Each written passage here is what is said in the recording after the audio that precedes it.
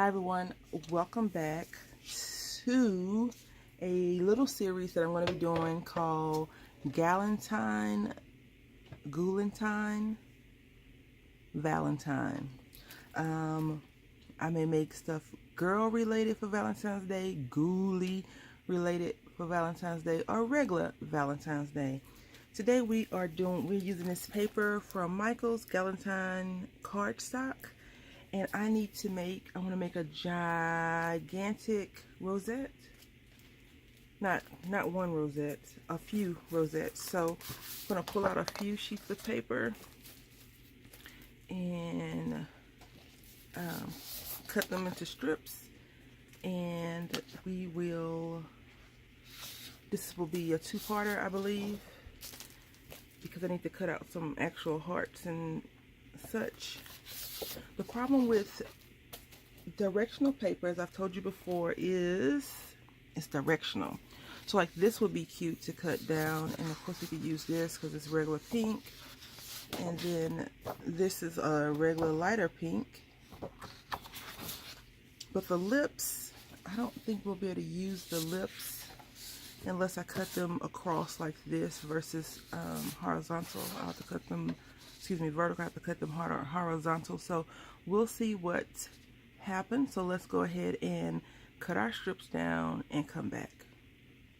And surprisingly, this paper is semi-thick compared to some of the other paper that Michael's gives you in a little kit, you know, those kits. So we're gonna make these 1 inch. All of these will be 1 inch. So this is gonna be 1 by 8.5.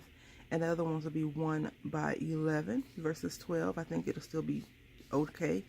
And you've seen me do this before, so it's no need in me continuing to show you what I do. But that is it. Alright, so here are the strips that I have. I have a lot of these. And these are 1 by 8.5. I only have 2 of these. And these are 1 inch by 11, 2 of 1 inch by 11. I think I have 4 of these, and about 6, 7 of those. I can't remember, 8 maybe, because they have to be an even number, right? And then I have these leftover pieces, and I plan on using all of everything in there. And so with this extra sheet of paper, all I'm going to do is get my heart punch and circle punches and punch a few out, but I'm going to do that last because now I'm going to just get the scoreboard and score them in their appropriate scores. Okay, so I want to discuss a few things before I actually go into scoring. So as I told you that these were 1 inch, and then I have some 2 inches. Whenever you get ready to punch out your circles, because I was sitting here thinking maybe I should go ahead and punch the circles out, but I haven't even plugged in a hot glue gun yet. So I mean, it's not detrimental. If you have a 1 inch strip of paper, don't cut a 2 inch circle. You need to cut a 1 inch circle, okay? And you know, you can cut your circles from however you want to. If you have a die cut, or if you have a machine that will do it, you can do that. And I have some 2 inch and 3 inch circles right here, 2 inches and 3 inches. So you definitely need something that wide. So for the 3 inches, I'm going to use this big mama right here. I love the circle punch, and I love punches even though they are bulky to store. I love the punches because it's quick. You don't have to worry about anything.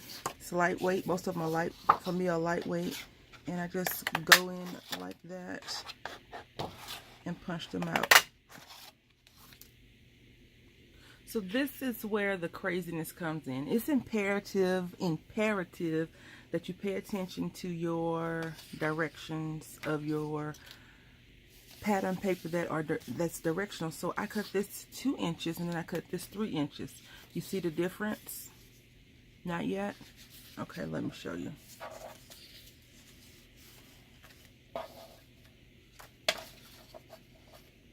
That's the difference. So when I score this, this will be the correct way. The 3-inch will not be the correct way. It will be like this, going around in a circle, which is okay.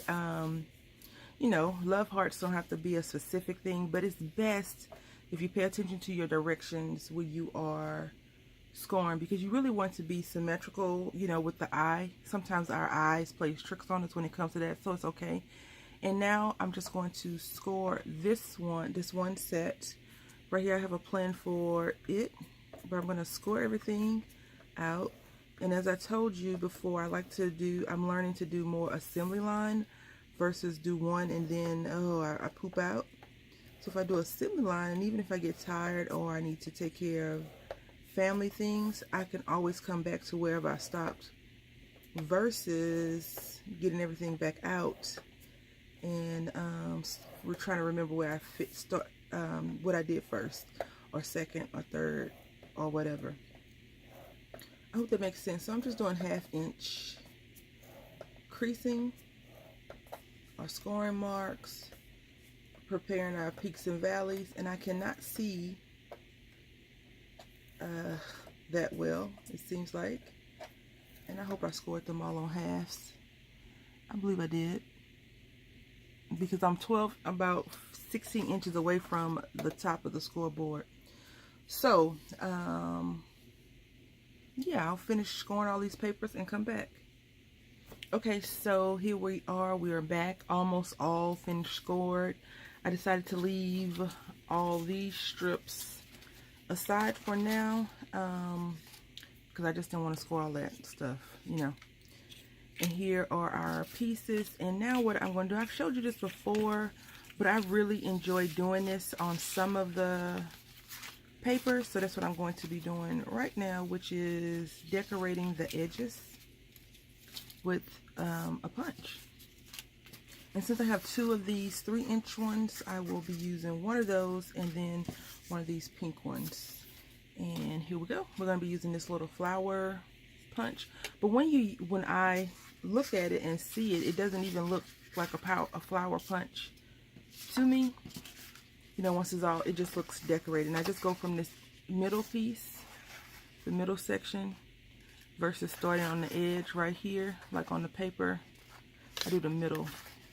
And it works out great for me. And I do face it towards me because I think that also helps. And I just try to keep this paper aligned. And the thing is, eventually this little flap will get flimsy. So I try to keep this edge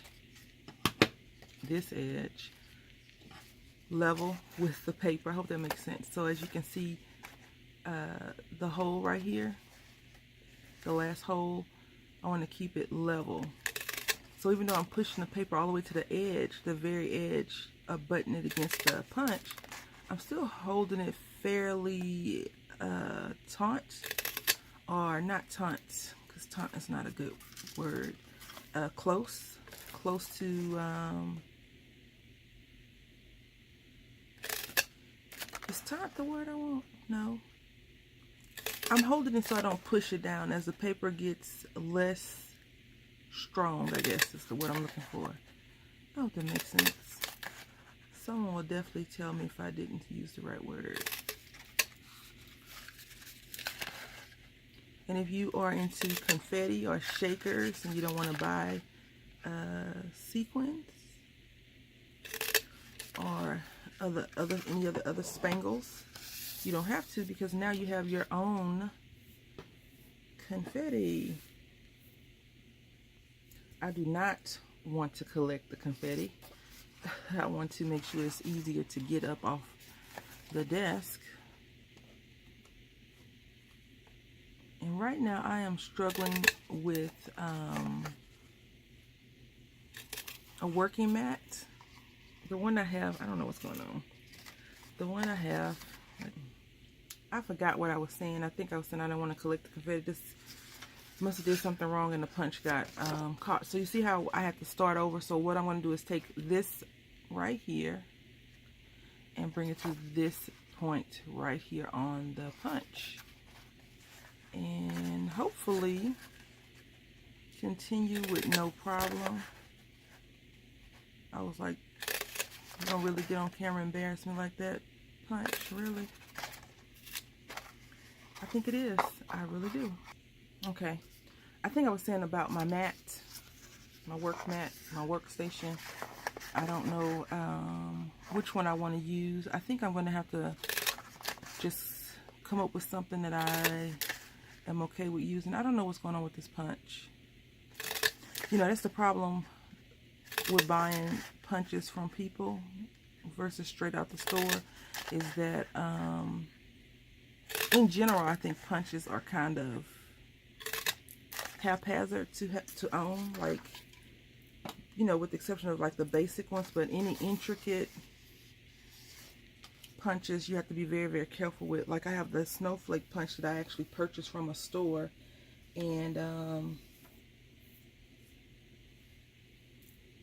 it doesn't work that well. I think that's probably why they went to dies, honestly. They found the easier, cheaper way to get the thing done, and you can use the dies over and over again. Now, with that being said, I have purchased dies from people as well, and I'm like, this is a dud. It could be my sandwich, and it could be the brand, but I didn't like that it didn't cut out properly. And I tried a lot of different sandwiches, but I only tried it on my Big Shot. So I do have a different die cutting machine now, and I'll try it on that and see. But overall, I think the problem is probably the operator. But I struggle with spellbinder dies unless they're simple and not so intricate. So that one came out fairly nice. I love this little pattern, and it's so cute. And if you really want to get fancy, you could probably layer it against something, and so you can have that peeking out. But I'm not trying to get fancy like that with the punches. Not in this setup, not the current setup at least. And then I'll just do this last one and come back. Okay, so right here is where the thing stuck, and I probably overcut when I recut it again. You can see it, but it's still going to work out fine. So now I'm just doing my folding, and according to crafters that have been doing this a while and people that publish books, you know, these can be peaks and valleys or mountains. So what I do is I do one up, and then I start with one folded down. Now the trick, if you screw up, I'm going to show you something really quickly. So you see how we're doing it fine, and I always tell you to go slow, don't go too fast. If you go too fast, you know, nothing should happen, but it gets out of line for whatever reason. So I just try not to do it too fast, you know, like a couple folds, and then I'll make sure I measure it and do it properly.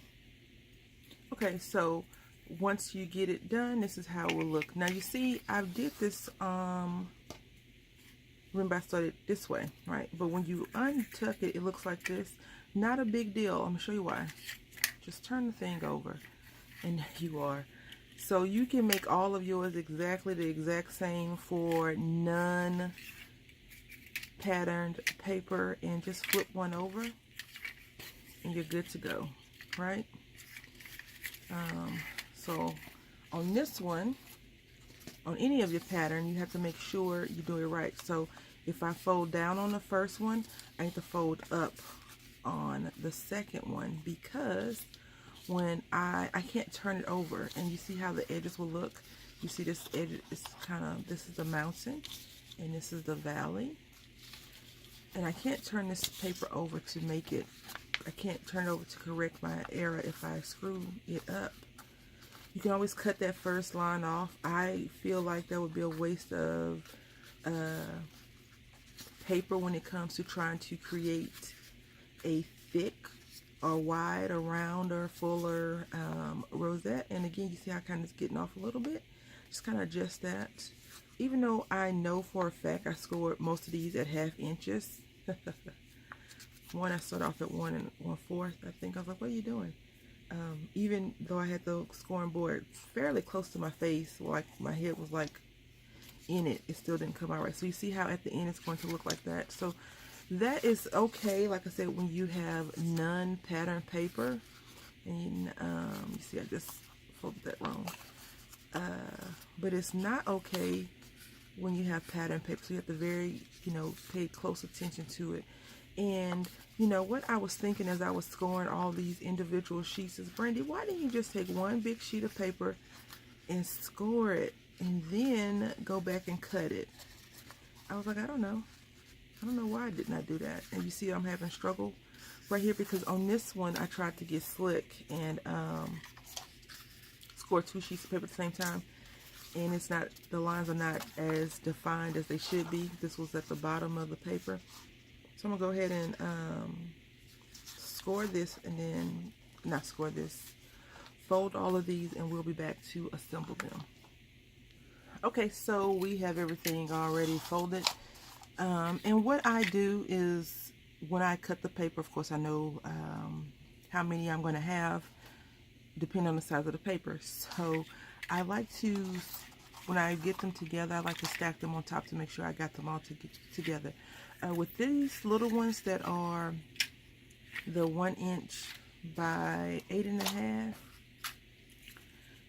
they ended at 8.5. So I mean, they ended at a 1/2 inch when I scored them. So if you'll notice, one has a mountain and one has a peak.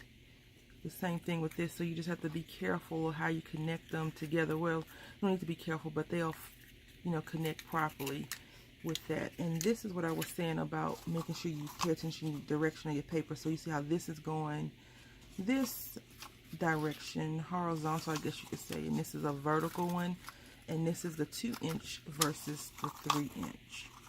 So if you have pattern paper, make sure you pay attention to your pattern. Now this pattern doesn't matter because it's all over the place, and I made sure I folded this properly too. So I do have some more of that paper. I can just pay better attention to what I'm doing. But I haven't decided on how I'm going to make this. I know I want to make a few rosettes to go on there, but it is going to be like a big burst of rosettes. So it's going to kind of look like a wreath to go on someone's wall in their maybe classroom or in their office space. Definitely cannot go outside because it may rain. Unless you live in Southern California, right? Because they said it never rains in Southern California. I just had to go there. I apologize. Not really. I did have to go there because I thought it would be funny. But alright, so I'm using this glue right here. Use whatever glue you like, as long as you like it. And so now what I'm going to do, I always try to glue the flats, or the valley, I guess. And here we go. I had another thing of glue and I don't know what I did with it, because somehow the lid leaked. It leaked into the lid because I didn't do it properly. So let me just find some glue. Alright, so they say patience is a virtue, right? I am going to try to use this glue. So I put too much on, as you can see. So I'm going to try to share the wealth, right?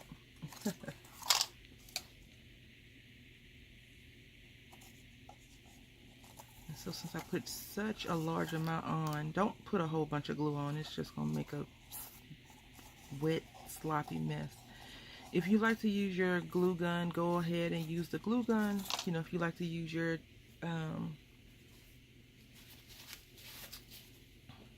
what's the other glue? Tape. If you like to use adhesive, use your adhesive. Whatever you like to use to stick stuff together, you know, I recommend you use that. So I'm just gonna adhere that because I used a whole lot, too much, honestly. And I'm just pressing it down right here. And I always want to make sure they touch, the folds touch as best as possible. And if they touch, then you know you did a good job at cutting.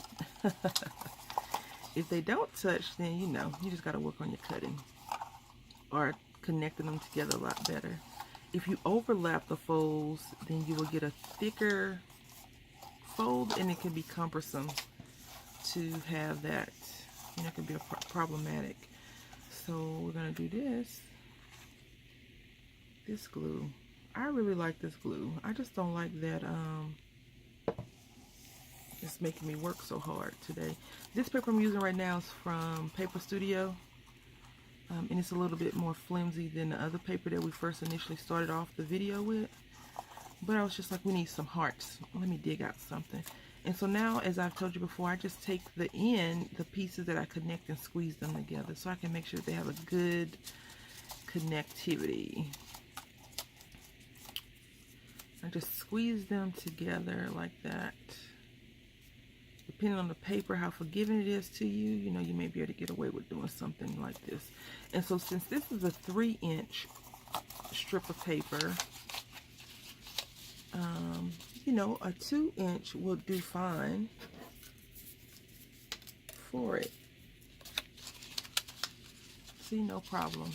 I also cut out some little hearts. So I'm going to go ahead and connect them all together and come back. All right, we are getting close to the end of our part 1 of the rosette wreath thingy. I don't know what we're gonna call it. I do know, you know, it's Galentine, Ghoulentine, Valentine series is gonna be super fun, and I hope that you all stick around and enjoy the laughter, because you know I'm gonna be doing some craziness. Not really crazy like that, but something's gonna happen. You know, anything that's destined to go good or bad tends to happen, but it's okay. This paper, as I said at the very beginning, is thicker. It's not as flimsy. This kind of reminds me of when you were in, well, when I was in high school, and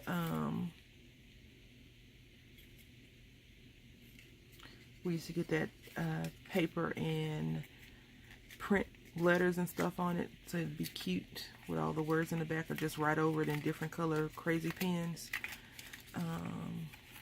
A lot of that stuff is coming back in style. I'm just like, wow. My mom definitely said that, you know, history, well, of course history repeats itself, unfortunately. I just hope the bad stuff we can get right and not have to go through that over and over and over again. But like when I was in high school, I had got these big flowy, like rayon pants. I probably only had like 2 cute outfits the entire time I was in, what grade was that, 11th, 10th grade? Probably 10th grade, yep, 10th grade. Because I couldn't dress in high school. I can't dress now. Like, I just match up my colors as best as possible. But I'm happy. If I need to, you know, glam it up, I guess I glam it up. But most of the time, you can catch me in some sweatpants or a t-shirt and some jeans. I'm definitely that kind of girl. T-shirt and jeans. Alright, so let me clean this up. This is how it look.